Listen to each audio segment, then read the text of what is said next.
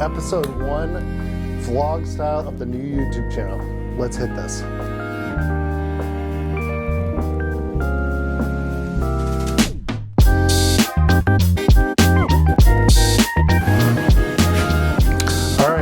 What's going on, everybody? Andy here, back with another video. Welcome to the channel. Today we're going to talk a little bit about creative planning and time management as we get the school year started. I just finished my first week of classes here at the University of Tennessee, and I've been meeting with students and we've been brainstorming all kinds of super exciting stuff.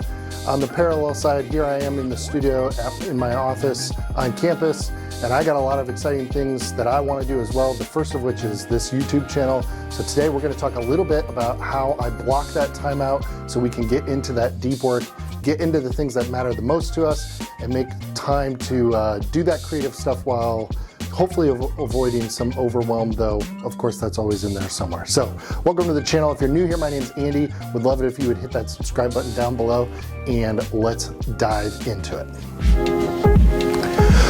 All right, gang. So if you're a hyper creative person like I am and you love to plan big projects, you also know that sometimes overwhelm can come into play, and it can be really hard actually sometimes just to get started. Whether that means you've taken on too much or are just getting started with a project, sometimes it can be really tricky to manage your time effectively. So I just got done teaching my first week of class at the university, and I met with a lot of students, and of course right now we're in that phase where everything is very exciting to think about what we might achieve for the semester and even the school year, and there's lots of lofty goals being thrown around. So I just wanted to talk about a couple of things I like to share with my students on how to manage our time with regard to creative work. Okay, so let's get into this. So the first thing is to set some goals.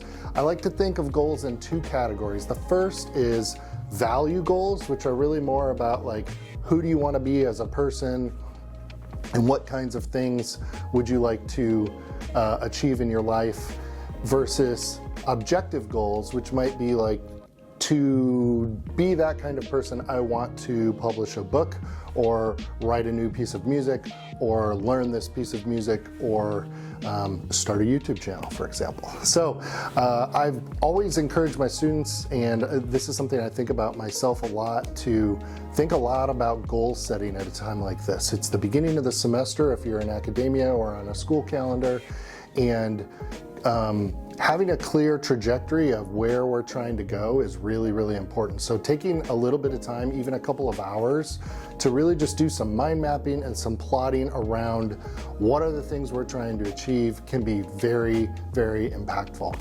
Just yesterday I had an awesome lesson with a graduate student, and we were talking about a number of things, and we ended up getting into this conversation around how difficult it can be actually in the music school system sometimes to get into non-notated music, and then what does it look like to make progress on something like that. That can be just like a lifelong study of learning a style or a kind of folkloric or transcribed tradition, maybe much like jazz in a lot of ways. It is, I think, a little bit different than making headway on a piece of music that you have to learn that's written, because you start with bar 1 and ultimately you have to learn all the bars till you get to the end of the last page. So we had a great conversation about that, and that was actually kind of what inspired me to make this video. So step 1 for me is definitely goal setting. Okay, so now once we have our goals set and we know what direction we want to go, we need to then look at our time budgets throughout the week. So one of the things that I like to do is sit down and go, okay, am I spending time each week with these goals, trying to make headway on these things? So for me, that might mean like over here at the drum set, I want to play some drums every day, or I want to work over here on this creative stuff on the Vibraphone and write this new piece of music that I'm working on. And for me to achieve that, I have to make sure that I've budgeted some time. So I like to sit down at the end of the week and do what I call a weekly review. This is age-old tradition that was written about in Getting Things Done a long time ago, but essentially the idea is that we budget our time like we budget our money, and we try to make sure that we've spent our time before the week begins to ensure that we're spending a little bit of time across a lot of places. If you're in academia like I am, or you're a teacher, you know that it can be very, very easy to walk in, sit down at the computer, deal with the email that never stops, all the forms that are due, all the paperwork, all the students knocking at the door, the credit hours and all the things, and then the next thing you know, you get up at the end of the day and you haven't actually done anything for yourself. So yeah, the time blocking is really helpful for me, and I use a tool called Fantastical. Drop me a comment down below if you'd like to know more about that. I've been thinking about doing like a afternoon webinar on that topic. I could show people how I block out my time. I use all kinds of different tools there that we could get into, but for today I just wanted to mention that I think that's important. If you're a student and you're starting school right now, the same is true for your classes and your practice time. You need to make sure that you are, if you have an ensemble, that you're blocking out time each week to practice for that ensemble. Same with studying for a certain class, so that you actually have a true view of how much time you're going to need when you're not in those classes. Set those appointments for yourself now, and then you'll get a really clear view at the end of the week of how much time you have available. And the last thing I'll say is make sure when you're blocking out those time blocks that you include all parts of your life and not just work. I have a lot of hobbies, so I try to block those things in on nights and weekends. I have a family, there's personal things around my house that I have to do, and so it's okay to like not work all the time and not always fill your calendar with those things. In fact, I strongly recommend that you don't, and that you chip away at all these different areas of responsibility a little bit each week to make sure that you're making great progress. So tip number 2 is definitely time blocking. Once you've got those goals set, go ahead and go to your weekly view, block out the time, and kind of set up your perfect week, and I think that will help quite a bit.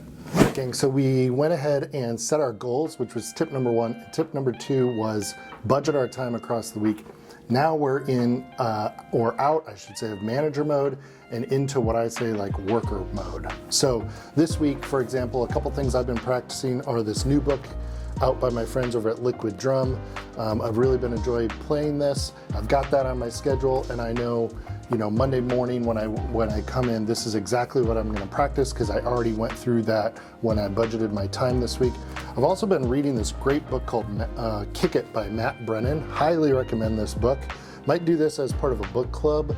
So drop me a comment below if that would be something that you'd be interested in doing. I would love to get into this a little bit more. But the point is, when I go through my week, my brain is off and I don't have to really think carefully about what I'm doing. I'm more focused on like jumping the hurdles, because I know that everything I've plopped onto my calendar is hopefully aligned with either things that I have to do that are time sensitive, or things that I really want to be doing that are going to help me move forward on some of these goals. So, this is a book that I've been really interested in for a while. I've been reading it and enjoying it, and I know that that was a thing that I wrote down that I wanted to knock out. It's not a huge thing, it's just read a book, right? But we all have those lists everywhere in our life. And then same with this, I've been trying to explore some new ways of making music, and I've really been enjoying working through this book a little bit each week, and having those already on there where I don't have to sort of be going through decision fatigue around what kind of things do I want to be doing and what do I have due. That weekly review is huge for that, and it allows me during the week to just be kind of in out of that manager context and allow me to focus on the work that I'm doing. Okay, so then when I get to the end of the week, the thing that I like to do a lot is what I call that weekly review that we talked about. I go back through and I look at how I spent my time versus how I wanted to at the beginning of the week. We see where things went wrong, and then we rinse and repeat, and we try to do that again. And hopefully then at the end of the month, we can say we achieved this huge bite out of one of those goals. So if I've got a list of 6 books that I want to read, and I know that each week I've blocked out some time to read this book, I know that you know, that goal has made some substantial headway in the month of September, and then I can go on to the next book, and I'm gonna, by the end of the year or end of the quarter perhaps, be able to say, hey, I really did this, and I made some really good headway. So yeah, I hope that's helpful to you. Drop me a comment below and let me know how you think about goal setting. I know it's a big topic right now for those of us who are on the school calendar, because all of us are getting ready with ensembles and lessons and classes, and there's a lot of things being juggled around in my life as a professor. I tend to kind of think of things as seasons, which for me are really like September through June. And so this is definitely a time where I'm reevaluating my goals for the year creatively and what I want to be doing. And building community here on this YouTube channel is definitely one of those goals for me. It's something I've wanted to do for a long time. I'm really excited about it, and I'm of course going to be finding my footing as I go. I'm going to be talking about a lot of things percussion and drums related, but also through the lens of my work as a professor, with my interests in technology and intentionality and entrepreneurship as well. So I'm going to be hosting some live events, some workshops and trainings.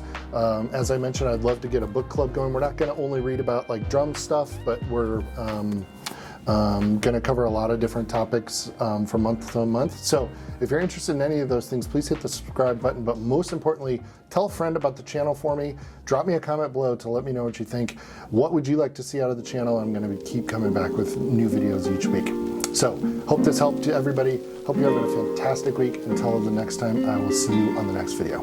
Peace.